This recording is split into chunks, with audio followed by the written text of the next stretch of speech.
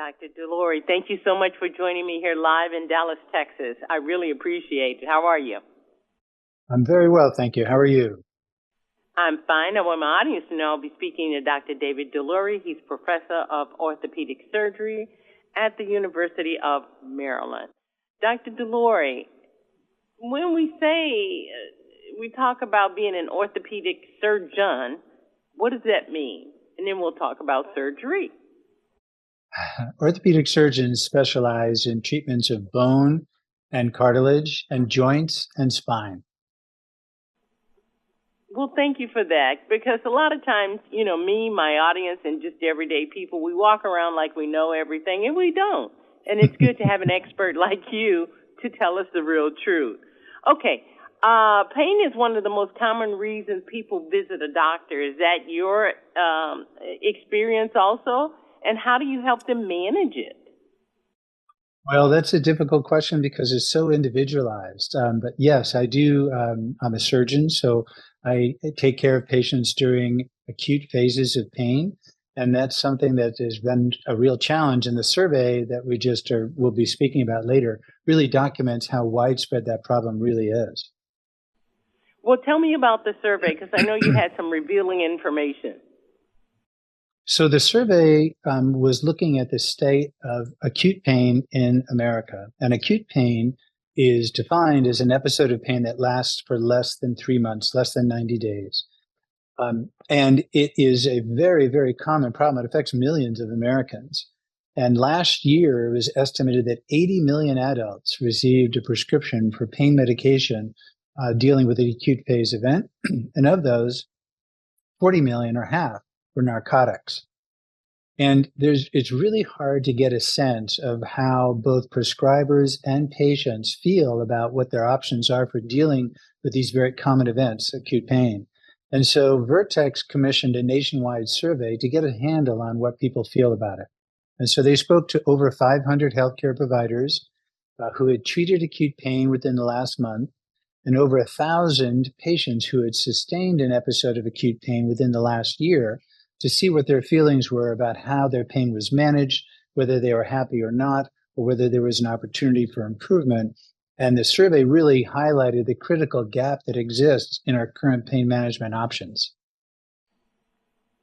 If there is a gap, what does the survey tell you as the expert? How do you react? What do you do? The survey really helped give me hard data, gave me some objective numbers to something that I dealt with every day, which was patients were unhappy with what we have to offer them. And if you look at the survey, 77% of prescribers reported the same feeling that I had, which is that it was hard to come up with a recipe that worked for many, many, many patients in terms of managing their comfort. So effectiveness plus well-tolerated side effects. And 90% of these prescribers surveyed reported that their patients were looking for something other than a narcotic. And from the patient's perspective, it was a little bit different. The patients reported that not only does acute pain cause a physical problem, and 70% of patients reported that during acute phase of pain, they couldn't really exercise, they had difficulty walking, but an almost equal number of them were having difficulty sleeping. And almost 2/3 of them reported that they had trouble doing things just as their basic hobbies. And to me, a very important number was the number of days that patients missed during these missed work during these acute phases. And the average number of patients who suffered an acute phase pain missed 19 days of work, which is a lot of time out. And not surprising to me, more than 2/3 of patients reported that if they have another event of an acute pain episode in the future, they're going to seek care with something other than a narcotic. So it documents the fact that both providers and patients are dissatisfied with the current roster of choices for managing acute pain. So, to sum it up, patients don't just want drugs, which that seems to be our American system. They want relief, but they want it outside of drugs. They want it through therapy and exercise and movement. Well, I think I think what it showed, what the survey really showed, was that there's a high level of dissatisfaction, both from a prescriber and from a patient point of view. And now, armed with that data, patients should have the confidence that they can sit down and have a real frank discussion with their primary care physician about what works best for them. Okay, that's interesting.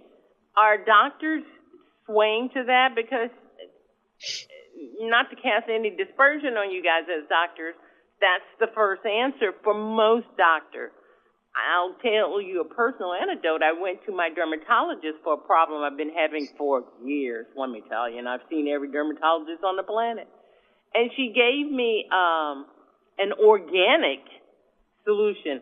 And I really pretty much thought she was nuts, because I didn't get like a drug to deal with my problem. And the organic solution has been the best one. It didn't fix the problem, but it's been the best attempt to fix the problem. So That's my wonderful. point is, my point is, how are doctors rethinking this?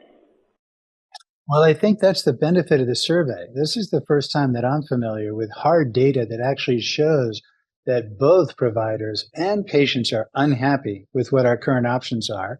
And it gives us an opportunity to really sit down and have a frank individual conversation, because some patients require a lot of medications for a certain event, other patients require very little. But I think now that we've got some hard data showing the dissatisfaction on both sides of the equation, my hope is that that's going to lead to a lot more fruitful discussions. I am so excited about that people can have this discussion.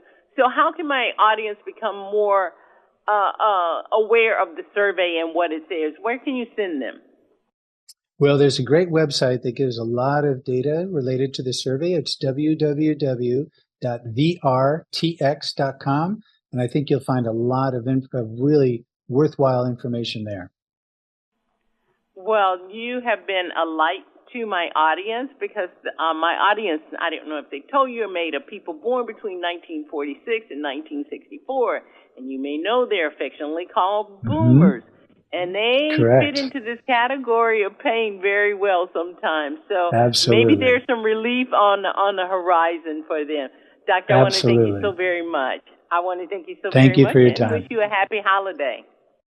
Thank you. You too. Hi, I'm Valder Beebe, host of The Valder Beebe Show.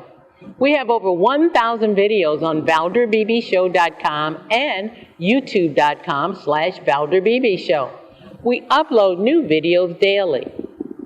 Our site is a modern baby boomer platform with news and information important to boomers. Subscribe to YouTube.com/Valder Beebe Show and stay connected as I interview the world's most fascinating people.